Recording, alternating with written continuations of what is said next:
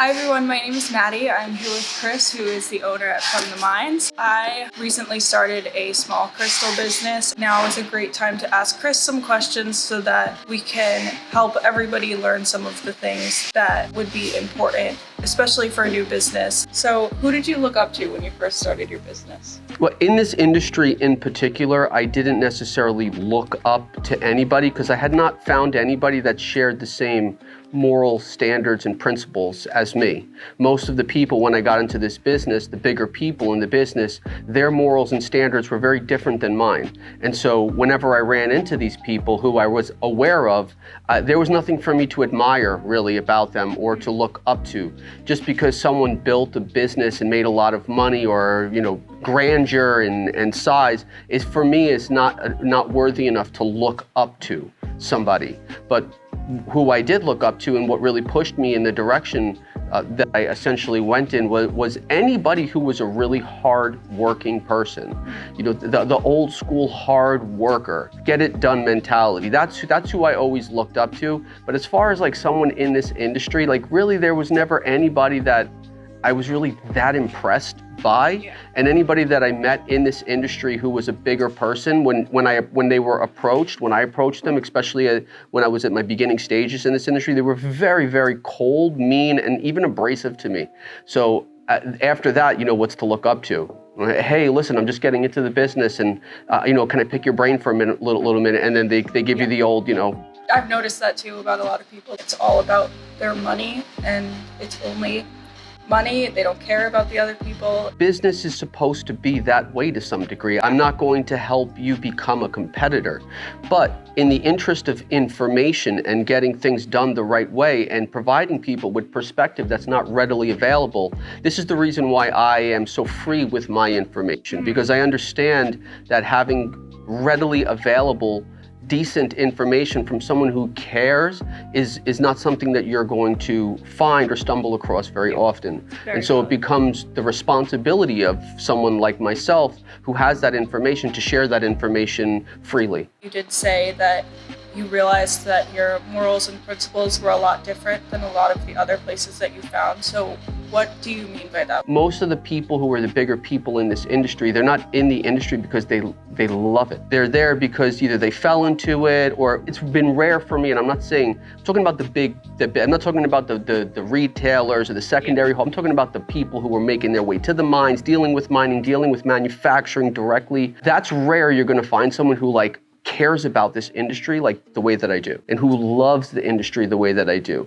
And one of the reasons why you'll see things set up on the tables the way that they are, and people can come in and literally just pick one little thing of one little thing of that. I'm not forcing anybody into any kind of sizable purchase. There's no buy the whole box. It's because this industry and crystals and minerals in general need to be treated with respect and care and go to the right people. That's what I was looking for in the beginning, or what I expected as a person getting into the crystal industry. I expected everyone to think on a spiritual level, to have consciousness around what they did, to care about what they were doing. And that's not what I saw. What I saw was, how do I get this done the cheapest way and make the most money and compromise whatever integrity there may be around it?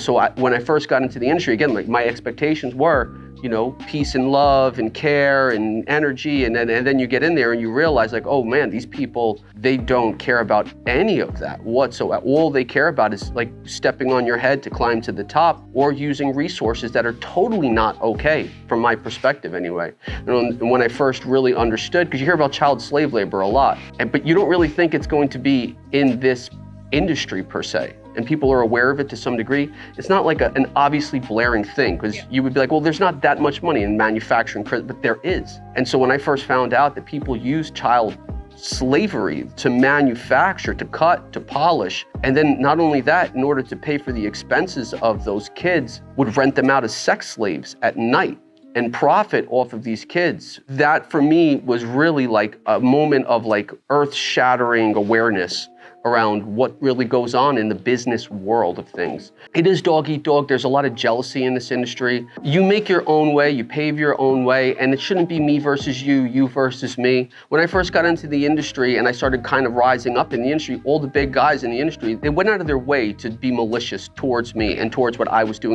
But I've always done a decent job of like kind of staying out of the line of fire and being in my own lane. Even still, they were aware of me and didn't like me because I was young. There's not a lot of young people in this industry, especially back then when I first got into the industry when I was in my like late 20s. I was a young guy coming into an older person's industry, making prominent success. So that caused and ruffled a lot of feathers for me in the beginning. I will look up to and I will admire somebody on any level that they're on who puts their integrity before money. How did you pave your own way? Where did you start from? Most people are looking to go from point A to point Z. They're not looking to hit every step along the way. Everyone wants the quick, fast, easy way right to the top, right? But that's not the way that business is really going to work. I mean, the more step-by-step method that you take to getting to where you're going to be successful, the more your experience grows, the more you learn, the more you cultivate your understanding of things, the more your intuition grows, your sense of awareness grows, your critical thinking grows. And so by bypassing those steps, you're really setting yourself up, and sure, you can win the lottery, but you've missed the whole journey, the whole process. And for me, I did build this industry step by step, brick by brick, tier by tier. And I started with saving every single dollar I could for about 2 years to buy my first shipment. And then I brought my first shipment over here from South America. I set up in my friend's garage. I was selling stuff on Craigslist. I took all that money, started doing street fairs, flea markets, psychic shows, spiritual shows, wherever I could go, whatever I could vend at or market at, took all that money and then I put it into a kiosk and then took all the money from the kiosk and put it into a crystal shop. And then I took all the money from the crystal shop and I put it into a wholesale warehouse and then one wholesale warehouse to the next, to the bigger, to the bigger, to the bigger. Corporate stuff started happening, and it was built like that, gradually and slowly, but done the right way. And that's my suggestion to young people is don't try to bypass, go through the steps because that experience that you get along the course will save you a lot of money in the end. It's such a popular business now, Yeah. and it's really hard to stand out, and you feel like you have to find like a niche or something, but you have to make your business accessible to everybody. That was one of the most important things I learned from you. You need to be accessible to everybody, that's for sure. Yeah. But at the same time, the way you do that is by not boxing you into this like metaphysical narrative. That's what I'm saying. Where you use the energy property of the stone to sell the stone. For me, I think that that's a big misstep in this industry in particular because you got to separate church and state. You can't bring your spiritual and religious beliefs into this and then try to push that onto somebody else or influence somebody in that direction. And the reason that I say that is not because I don't believe in it, but the reason is that 99% of the people who are using energetic properties in association with crystals don't really know what they're talking about. And they're reading it out of a book and they're just copy and pasting it onto things. And so that's how we get misinformation in this industry is people not really doing their diligent legwork.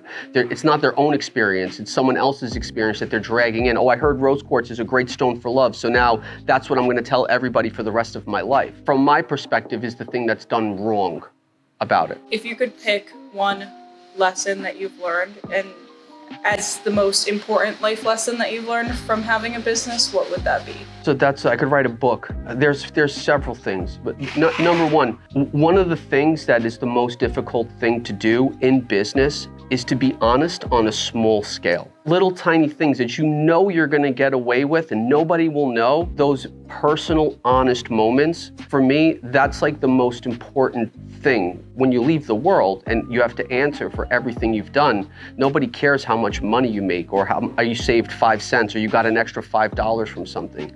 So for me, it's those little dishonest moves that people make just to make a couple extra bucks or to save a couple extra bucks. That's number one. That's number one lesson. Don't think that it's just a little bit, because it is what it is. Whether you do it on a big scale or on a small scale, dishonesty and theft is still dishonesty and theft. Yeah. People will stand their ground, even though they're 100% wrong, they'll stand their ground to the death instead of just saying, listen, I was wrong. So admit that you're wrong. And then also one other thing, I know you asked me for one thing, but not thinking with money first. If I could go back in time and tell myself something, I would say, put the money aside. Make your decisions based off of other things outside of money. But that's a whole nother conversation. But don't think with money at the forefront of your mind, because you'll never make inspirational decisions that way. You'll never make awe-inspiring decisions if money is at the front of your mind. Yes, it's important, you have to make money, but put that as the secondary thing. Primary focus should be,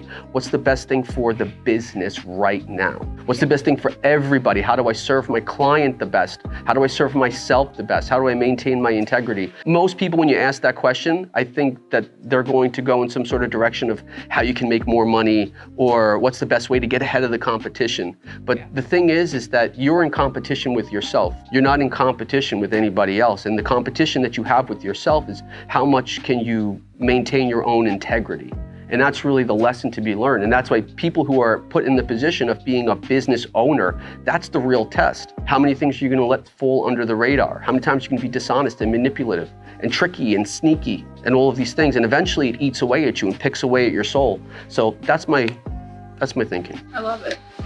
Well, thank you so much. And hopefully, Thank you.